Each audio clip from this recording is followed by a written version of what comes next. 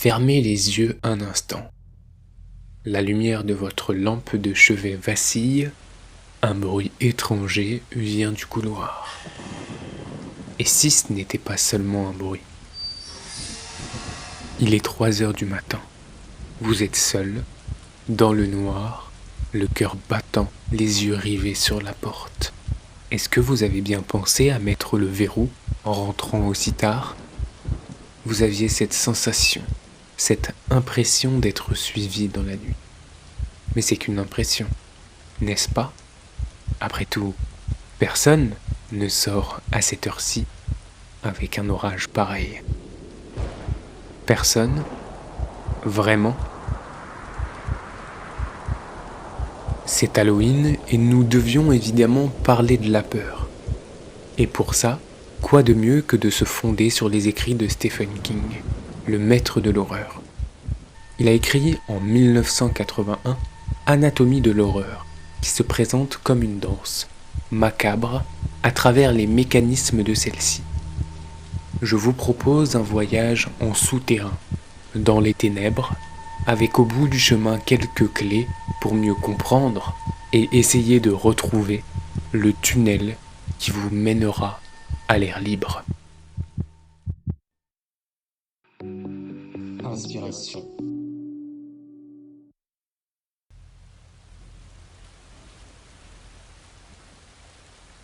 Dans son livre, qui est un véritable pavé, Stephen King nous parle bien sûr de lui, de son enfance et de sa fascination pour les monstres, à travers une rétrospective des années 50 à 80. Il nous parle du pouvoir des médias comme agents de la peur. Le cinéma, la télévision, la radio et bien entendu la littérature sont tous analysés. L'avantage va à l'écrit et à la radio pour les capacités qu'ont ces médias à faire appel à l'imagination dans le déclenchement de la peur. La télévision et le cinéma offrent en effet une image directe qui limite la capacité pour l'auditoire à développer, parfois surdévelopper, la situation à laquelle il se retrouve confronté. L'exemple le plus emblématique est la diffusion, en 1938, d'une version jouée live à la radio de La Guerre des mondes, écrite et racontée par Orson Welles, qui annonce l'arrivée d'une espèce extraterrestre hostile sur Terre. L'histoire prétend que des milliers d'Américains ont cru à ce faux bulletin d'information, provoquant une vague de panique. Le pouvoir de l'imagination est sans égal, pour une raison bien simple. C'est l'un des outils de la création de l'horreur. L'imagination nous permet d'accéder à une forme de suspension de l'incrédulité. Lorsque vous êtes enfant, vous n'avez aucun problème à croire au Père Noël. Je ne m'attendais pas à parler du Père Noël dans l'épisode d'Halloween, mais soit, ni à la petite souris ou encore au grand méchant loup. Lorsque vous devenez adulte, la plupart d'entre nous arrivent à ce que King décrit comme un processus d'affadissement de la mémoire et une érosion catastrophique de l'imagination. Être effrayé, c'est l'espace d'un instant, d'une seconde, accepter d'être replongé dans cet univers qui nous est inconnu, que l'on ne maîtrise pas, et convenir que l'on croit à tout ce qui nous entoure, à ce que l'on voit et à ce que l'on entend. C'est refaire fonctionner son imagination pour le meilleur et ici pour le pire. L'horreur fonctionne par sa visée cathartique. La peur est une réaction physique face à une situation qui nous est inconnue. La peur renforce dans une certaine mesure notre besoin de sens, notre besoin d'ordre, dont chacune des situations qui nous glacent d'effroi manque cruellement. L'horreur exerce une forme de séduction, en apparence malsaine, en permettant, de façon symbolique, d'exercer un certain nombre de déviances. Un comportement antisocial, une haine, une violence enfouie, une réaction abjecte, une pensée ignoble. Une fois l'horreur passée, nous redevenons la foule. Nous sommes comme les autres, nous rentrons à nouveau dans la norme. La purgation des passions s'est faite, la catharsis a eu lieu, vous êtes normal, vous êtes dans la norme. Et tout cela ne peut fonctionner que si l'horreur reflète nos peurs réelles, nos craintes et nos angoisses les plus intimes, en appuyant sur ce que King appelle les points de pression phobiques, ces zones de malaise et de bascule qui peuvent être propres à chacun ou plus universelles, la mort en étant l'exemple absolu. Sur son aspect universel, la peur peut ainsi revêtir plusieurs visages. Elle peut prendre un caractère politique, et dans les années post-Seconde Guerre mondiale, de nombreuses histoires d'horreur se rapportaient aux enjeux de l'arme et de l'énergie atomique, de la guerre froide ou de la conquête de l'espace, et, indirectement, des invasions extraterrestres qui en découleraient. Elle peut prendre un caractère technologique, avec l'essor des machines, d'Internet bien sûr, et de cette idée que les robots prendront le pas sur l'homme en le trahissant et en le menant à sa perte. Cette caractéristique est plus que jamais d'actualité avec l'essor des robots humanoïdes dopés à l'IA. La peur a définitivement un caractère social et politique, avec la peur de la crise, quelle qu'elle soit. Tous ces caractères de la peur sont bien évidemment fondés et s'ancrent, au moins en partie, dans la réalité. Et c'est d'ailleurs la raison pour laquelle cela nous inquiète et nous terrifie. Elle a une visée morale hautement symbolique. La fonction de l'horreur est de pouvoir se réfugier dans une terreur qui soit fictive et qui permette d'éprouver, de tester et enfin de mieux affronter ce que l'on pourrait rencontrer dans le réel. L'horreur a besoin de réalité pour s'exercer. Si on se concentre sur l'émotion provoquée et ressentie, Stephen King la découpe en 3 niveaux, du plus immédiat au plus profond et au plus sale. On a tout d'abord la terreur, qui est considérée comme l'émotion la plus noble. La plus noble car elle joue sur le non-dit, sur l'invisible voire l'indicible, le tout en force de suggestion et en nourrissant le plus possible le moteur dont je vous parlais plus tôt, votre imagination. Selon sa force, le sentiment que vous en ressentirez sera plus ou moins violent, mais il sera uniquement de votre fait. Si vous descendez d'un étage, les lumières se tamisent, l'air se fait plus froid, plus humide. C'est à ce niveau-là que l'on retrouve l'horreur à proprement parler. Cette émotion est un petit peu moins raffinée, nous dit King, car elle ne participe pas uniquement du fonctionnement de l'esprit, mais également de la réaction physique que j'ai déjà citée face à une situation anormale, dérangeante. L'horreur, c'est l'apparition du monstre, pas toujours défini, mais bien présent. Si l'on descend encore et que vous me suivez dans les profondeurs, la vision se trouble, l'atmosphère est étouffante et l'asphyxie approche. Vous êtes à l'étage de la révulsion. C'est le direct, l'instinctif. C'est le dégoût physique et viscéral, le facteur gore, les descriptions crues, les chairs à vif, les tripes ouvertes et le sang qui jaillit.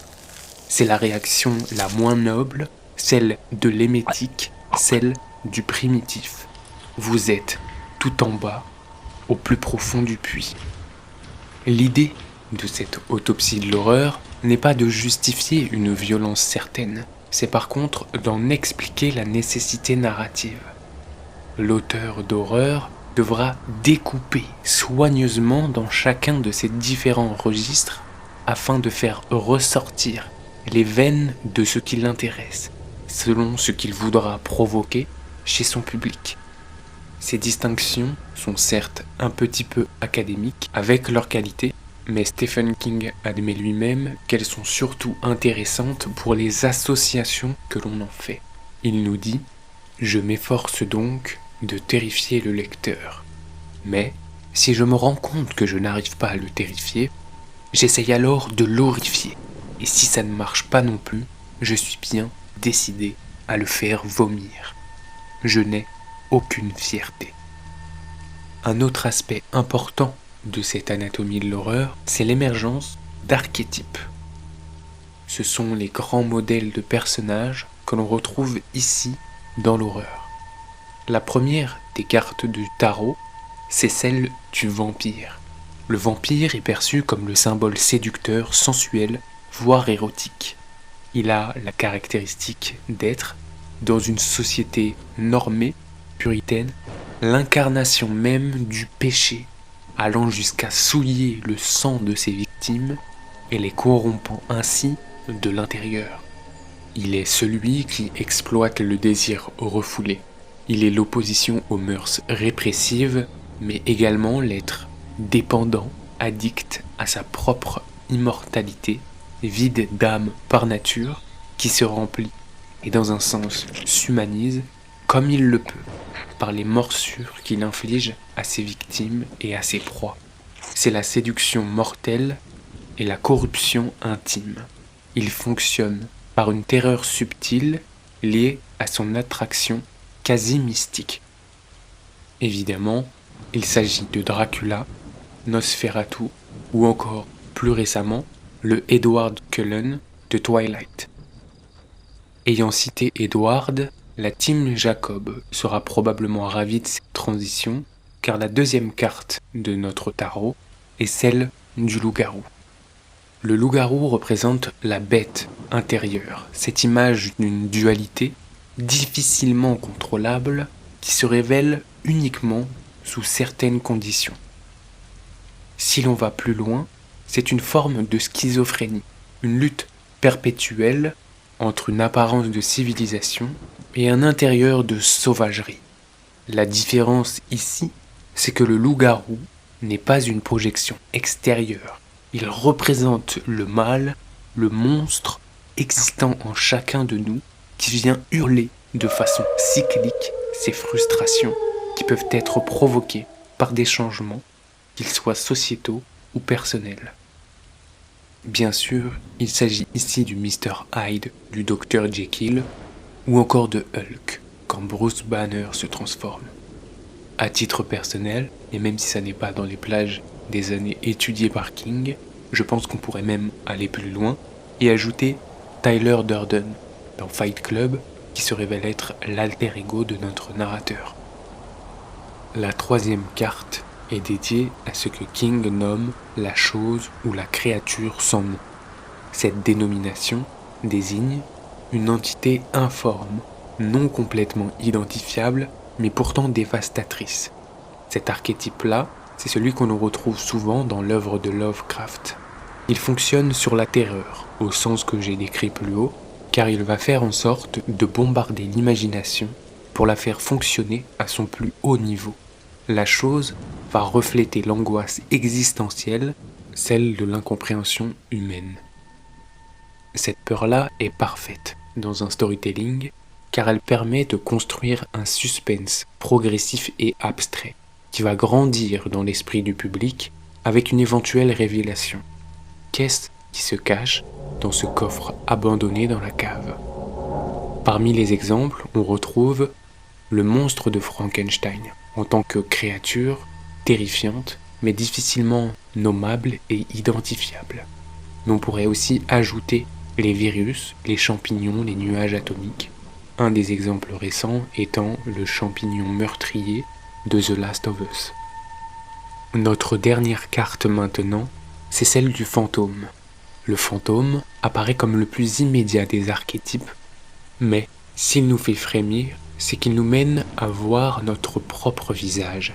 Il représente Narcisse au-dessus du lac. Il ancre l'horreur dans le quotidien, en transformant tout ce qui nous paraît familier en hostile. Il fait entrer l'humain en modèle de terreur intime, et il a cet avantage d'être éternel et persistant, quelle que soit la classe sociale, l'époque, la culture, l'image du revenant, du fantôme est primitivement ancrée en nous. Comme exemple, nous avons The Haunting of Hill House, Amityville, ou encore plus récemment aussi, Le Sixième Sens, ou les autres. Parmi les différents archétypes qui auraient pu être identifiés, on retrouve aussi ce que King appelle la ghoul, autrement dit, une créature absolument écœurante, celle qui rompt la frontière du cannibalisme.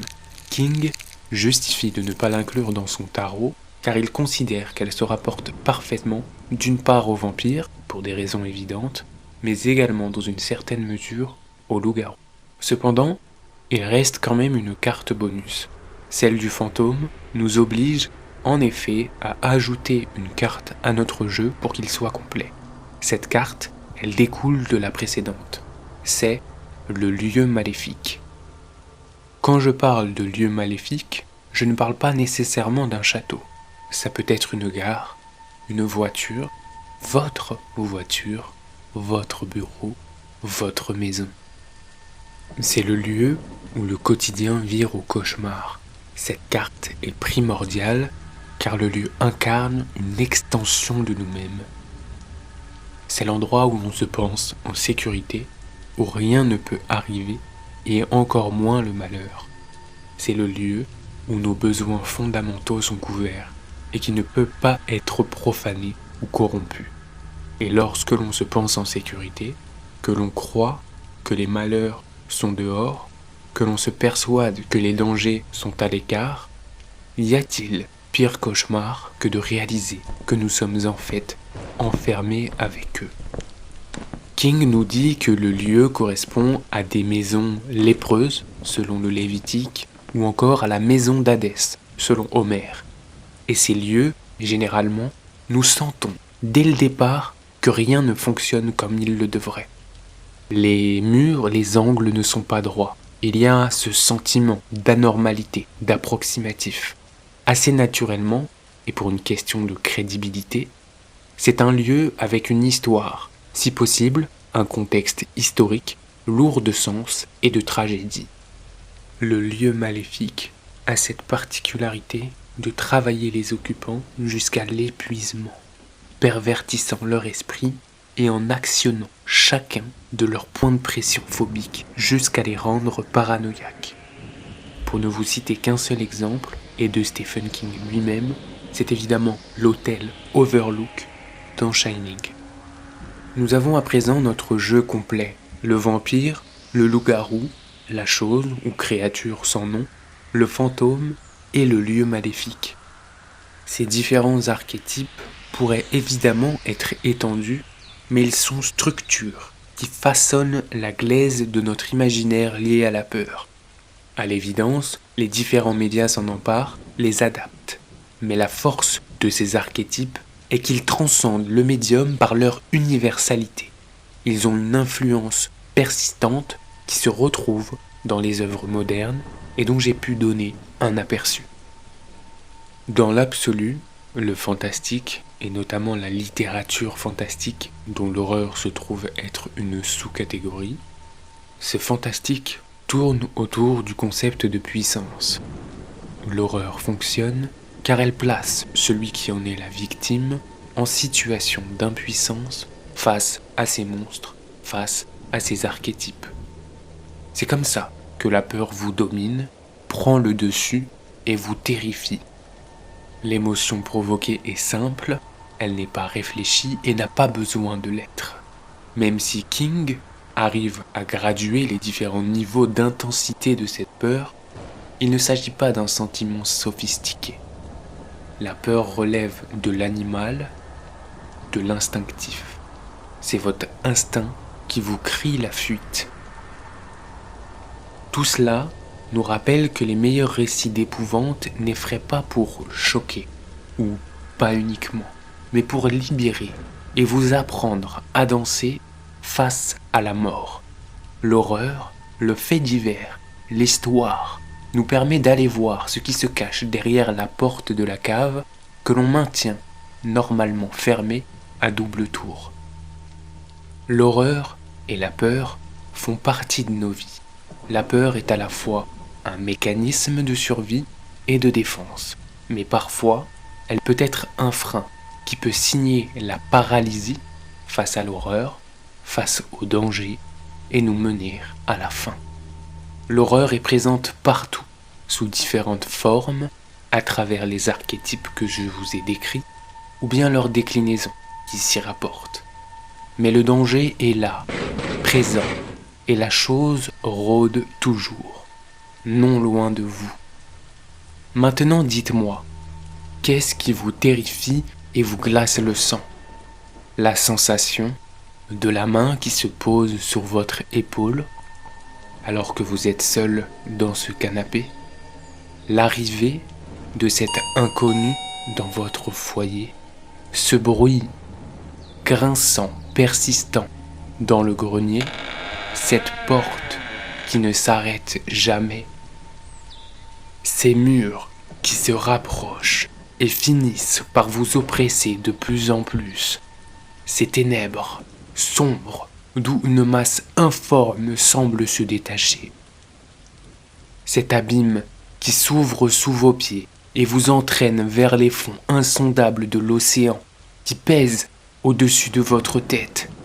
Ces innombrables araignées qui rampent à toute vitesse vers vous et parcourent votre visage en entrant dans votre bouche, votre nez, vos yeux? Ce courant d'air glacial mêlé à ce souffle chaud sur votre nuque, celui de la mort.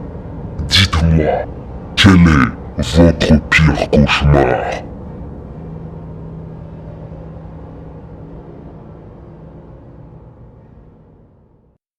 Merci à tous de m'avoir suivi. Je vous souhaite un très joyeux Halloween et je vous dis à très vite pour un nouvel épisode d'inspiration. Inspiration.